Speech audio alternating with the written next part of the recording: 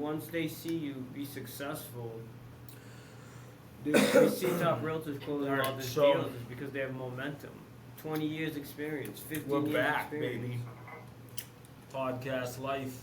Alright, ready? You know, these podcasts aren't easy, but what we're going to do This is module 5. definitely promote Fire system.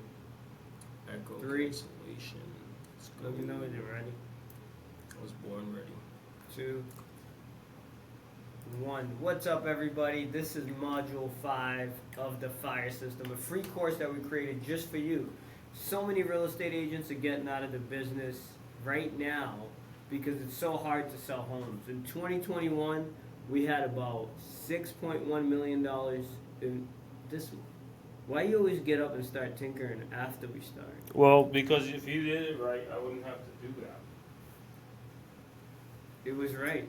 What was wrong with it? Okay, come on. I gotta I start don't want over. to waste the time on my podcast because you're not ready. This guy. Alright, we're gonna start over here. New movie recording. Okay, so for the podcasters, Arthur basically just wants to talk about a fire system and different Are you ways that we recording the got to podcast? where we got. However, he's really starting off slow today. It is Tuesday. Yesterday was a Alright, Monday let's go. vacation. Ready? Okay. Alright, what's up, everybody? It's Arthur. And that's David. He forgot his Hello. name. So what we want to talk about today is Module 5 of the fire system. It's a free course we created for you guys to help you stay in business if you're struggling or go to the next level if you're just starting out. In 2021, our best year, we did over $1 million in volume, in revenue to our company. We also sold close to 100 homes, and we're going to give you the playbook on exactly how to do that for yourselves, okay?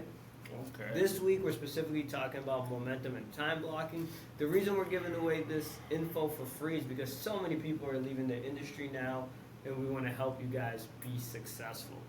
So, this is where I think most agents actually fail, is because they don't time block. Because they don't equate the W-2, where they get a job and they go work for somebody 9 to 5. They don't realize that in real estate, you have to put in work to be successful, right? Right. Alright.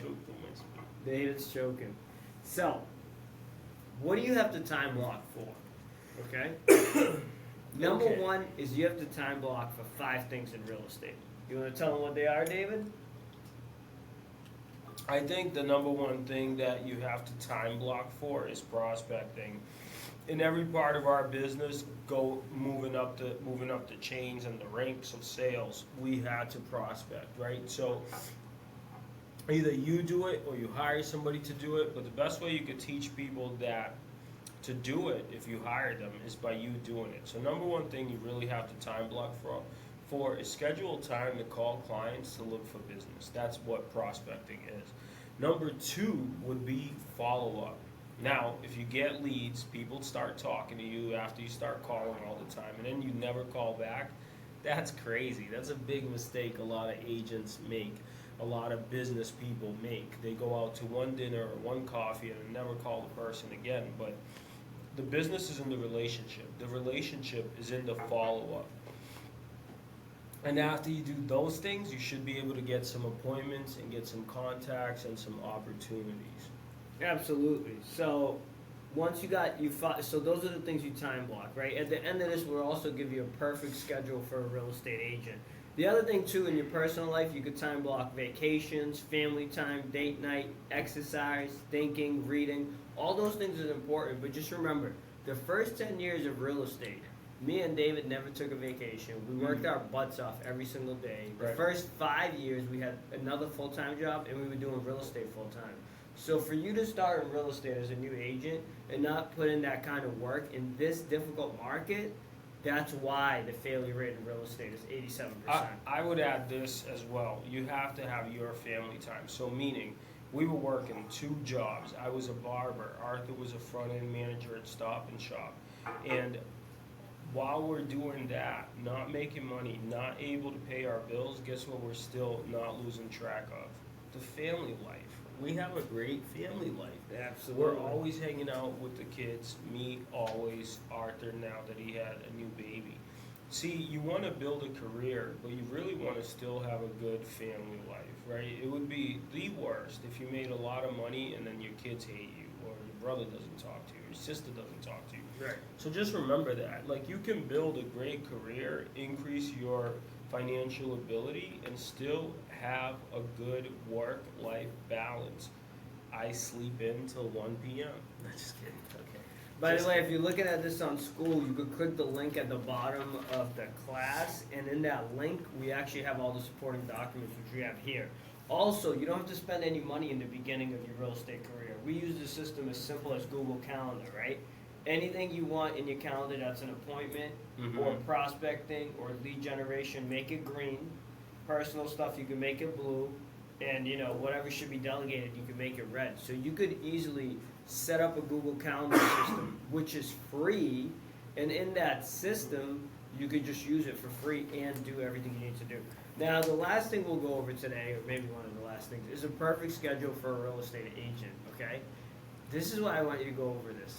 Number one, it doesn't matter if you have a full-time job, because this could start at 5 p.m. But most agents, ask yourself, if you're an active real estate agent and you're not hitting your goals right now, are you doing anything remotely close to this? Are you doing half of this? No, I'll tell you what they're doing. They're going out for coffee at 10, lunch at 11, at office at 12 or 1, talk to somebody in the office till 2, and then go home. That's and then the they real wonder estate why schedule. they don't renew their license. So here, let me go over this with you real quick. Number one, we literally used to wake up super early. Just think about this. If you went to work for somebody and I hired you, you would show up when I expect you to show up. This is actually even more difficult because in this business, there's so much rejection, frustration, and disappointment that most people have to keep a strong mindset to be successful. So let's go over the perfect real estate schedule, okay? Again, the time doesn't matter, you can adjust it. So 5 a.m., wake up, do affirmation, visualization, and gratitude, okay? Work out. 5:30, workout. 6, read and journal, right? Again, all this is on lesson number 1. It's all mindset, because if you have a weak mindset, you'll never succeed in this difficult business. You'll never succeed. Weak mindset is the worst thing. 6:30, you're gonna prepare for work, okay? Whatever that means for you. 7, breakfast if you eat it. 7:30, arrive at the office. This agent is a full-time real estate agent arriving at the office at 7:30. You know the quietest place outside of the cemetery at 7:30 a.m.? Real estate office. Real estate office. 7:45, practice and role play. We said that's one of the top 5 things you should schedule for. Most agents do not practice or role play. Any other sales job or sales career, the people show up as a professional, and they know exactly what they're going to say because they practice and role play. How many of you are actually practicing your scripts and role playing? The only objections I get is why you shouldn't practice the script when I train agents. Those are the objections I get from you. But then agents will tell me, hey, you and David sound so polished on a listing appointment. Not only did we do it 1,000 times, we practiced it before we knew how. And I think for us, even practicing the scripts and doing it so many times, you end up learning how to speak better. But if you think of an athlete, I don't think I'm that great anymore, but still 1,000 times better because I've had the years of practicing the scripts all the time, day in and day out, day in and day out. But the best of the best continue to do that every day for all of their career, not just these small periods of intense script studying, right? They do it beyond a year, beyond 2 years, beyond 10 years, and those are the people that you see succeeding on a massive level. So that morning stuff we just went over, that was just working on your mindset. We didn't even get to the work yet. So think about this if you're an agent, if you're actually doing this or have ever done this. 8 a.m. you call all the new expireds. If you don't know what expired listings are, send me a DM, I'll let you know. There's more coming on now, right? 9 a.m. you call all the new FSBOs. David and I literally built our whole business. All the repeat referral customers we get right now, all by doing this exact strategy that we're telling you. 10 a.m. you're gonna prospect expireds, for sale by owners, and past clients. Okay. These are older expireds. 11, lead follow up. David earlier said that most of you guys are losing because you're lead generating, but you're never following up with those leads. It's like There's a story of this is how lead follow-up works, okay? When we were early in our career, we started out door knocking. Then I realized that's really time consuming. I'd rather call people on the phone. But we went door knocking. We door knocked a bunch of people. We get to know everybody's like, screw you, go home, screw you, go home. No, I'm not selling. No, I have nothing to sell. I have nothing to buy, right? So towards the end of the day, we get to this door. There's like bushes in the way. Move the bushes around. Hey, hello, did you ever think about selling your house? And this lady comes out, this older lady, and she's like, you know what, kids? We must have been 25. This is probably 15 years ago, early in our career. You know what, kids? Yeah, I want to sell my house. And we went, oh, you want to sell your house? She's like, yeah, not yet, but maybe in 6 months. So that's a lead. Guess what we did? We got so excited, never called the lady again. Left, we're like, we got a lead. If you don't follow up, what you find out is what we found out. That lady ended up selling her house, ended up selling it for the price that we thought the house was worth, and ended up selling it with whoever showed up after the DNA boys got her ready and excited to sell. So if you don't follow up with your leads, you're going to miss out on a lot of opportunities, and that's what follow-up is. Absolutely, you nailed it. Thank you. All right, 12. We're going to check in with our team. That's when you return calls, you check emails, you handle your negotiations. Lunch is 1 o'clock. Try to do a networking lunch. Meet a lender, an attorney, a divorce attorney, somebody who can help you grow your business. At 2 p.m., you're going to do all your social media. I gave you a 5-5-5 system. It's in the notes. Check it out. 2:30, prepare for appointments. And 3 to 5, you should be going on appointments. If you don't have appointments, what should you be doing? More prospecting. Calling. All right, so that's the perfect real estate schedule. Ask yourself, do I put in that much work? Have I ever put in that much work? And Am is I this the willing reason to put in why that much work? I'm not going to renew my real estate license anymore? All right, so that's pretty much the big picture stuff. Do you guys have any questions? Send us a DM, shoot us a message. Check out our website on school. We literally are publishing this course and giving you all the nuggets away for free. Remember too, this lesson is called momentum and time blocking. So the most important thing is this.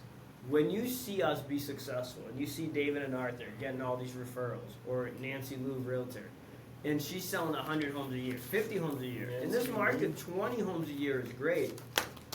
The work that you don't see is the work that we put in 5, 10, 15 years ago to build up that business and that pipeline. Right. So make sure you're putting the work now for the future that you want to have. Just don't forget, regardless of the market, if you're a new real estate agent, our year 1, we literally did one sale at the value of less than $150,000. Our year 2, we did like $2 million in volume, then $3 million, then $5 million, then $10 million. Couldn't break $10 million for the first 7 years. Then we broke $10 million, went to 17. Then we got all the way up to $46 million. But this is a 15-year journey, and a lot of you want to do all these things in such a short time frame. And I get it. There are some people that are just absolute legends. They come in, they crush it. They get all their goals in a year. It just wasn't like that for us. It took us, first 5 years was absolute shit show, absolute hell. Like, couldn't pay the bills. The next 5 years, we got saved up a couple dollars, had to get good with money and managing it. The next 5 years, we started seeing the fruits of our labor, the consistent hard work and dedication. So if you're trying to make yourself grow in business, in real estate, in any business, any time, what you really have to do is just decide for yourself, like, this is the business I'm going to make my money in, but I'm willing to be in this business for the next 10 years, 15 years, if that's what it takes. I'm not complaining now. A couple investment properties, things are good, but they weren't good year 5. All right, thank you for watching. And if you like the content, pretty soon we're going to roll out and tell you how we built a multi-million-dollar real estate portfolio. Like, share. Pretty soon, I'm not going to be anywhere because you're not going to be able to find me unless you pay me. So watch it while you can. We keep the podcast going if you want. This isn't forever, you know what I mean? I'm getting to the point where I'm really comfortable. These videos might, this One might day be they old, might stop. David's been talking about old retirement. archives, baby. So learn as much as you can, and I wish you the best business you possibly could ever have.